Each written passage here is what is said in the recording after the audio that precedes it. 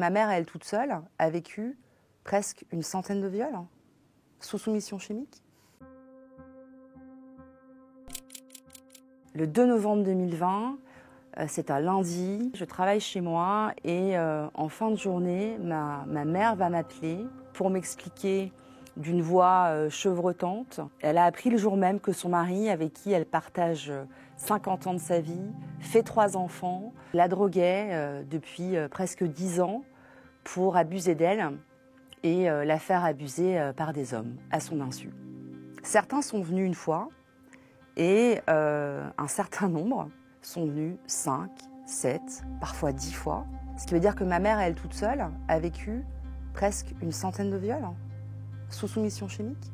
L'histoire démarre en réalité le 12 septembre 2020 où lui, donc mon père, est en train de filmer dans les rayons d'un supermarché de Carpentras plusieurs femmes à leur insu. Il va être repéré par les caméras de vidéosurveillance, interpellé.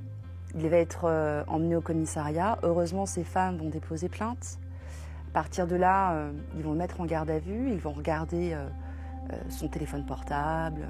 Et dans son téléphone portable, ils vont découvrir dans la galerie de photos, des vidéos d'une femme récurrente dans des postures que je vous laisse imaginer, puisqu'à ce moment-là, ils découvrent des scènes de viol sur une personne qui, en l'occurrence, est ma mère, totalement endormie, sédatée. Et ils vont lui en montrer 5, et quand ils vont lui dire « Mais madame, aujourd'hui, on sait qu'ils ont été plusieurs dizaines », c'est un choc émotionnel d'une violence inouïe.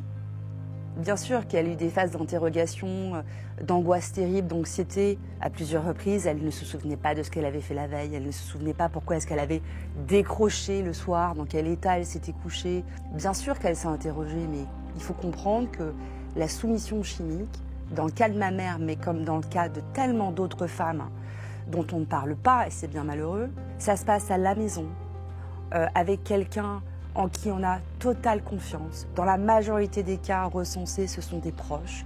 C'est-à-dire que les victimes connaissent la personne qui va les soumettre aussi chimiquement à des fins d'agression sexuelle. Ce qu'il a utilisé pendant presque 10 ans, c'était effectivement majoritairement des médicaments. Et là, je parle de ce qu'on appelle la classe des benzodiazépines, cette fameuse molécule que l'on retrouve où, dans quel type de médicaments? Dans des anxiolytiques et dans des somnifères. Il n'y a pas de phénomène de dépendance.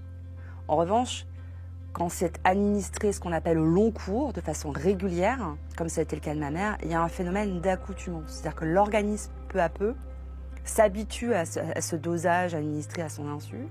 Et pour que l'objectif de sédation opère le plus longtemps possible, ça voulait dire aussi augmenter les doses. Jamais de la vie on aurait pu imaginer une telle chose de la part de notre père. Nous, on était une famille, tout ce qu'il y a de plus uni, issu de la classe moyenne, hyper proche de nos parents. Je n'ai jamais vu mon père dévisager une femme. Je n'ai jamais surpris mon père en train de regarder un film pornographique. C'est un truc, on se dit, mais comment c'est possible? Les preuves tangibles de ma mère, c'était 20 000 vidéographies et photographies. Mais comment font toutes les autres? Comment font toutes les autres victimes qui ne disposent pas de preuves tangibles sur la table pour être entendues et considérées comme victimes? On le sait, dans la majorité des cas de soumission chimique, c'est une course contre la montre. On a 48 heures pour arriver à faire les bonnes analyses d'urine et de sang. Mais après ça, en fait, les substances sont invisibles dans l'organisme. Il reste juste une seule analyse qui aujourd'hui est fiable et tangible, c'est l'analyse séquentielle de cheveux qui aujourd'hui est rendue possible et accessible pour les victimes à la seule condition qu'elles déposent plainte. Si on a un doute, potentiel ou avéré d'ailleurs, de soumission chimique, il y a plusieurs réflexes à avoir. Il faut en parler à un proche, tant que faire se peut, ou bien même aller en parler à un médecin, même un médecin généraliste en ville. L'objectif de l'association, c'est de continuer à faire de la prévention et de la pédagogie sur ce sujet, qui est aujourd'hui un véritable enjeu de santé publique.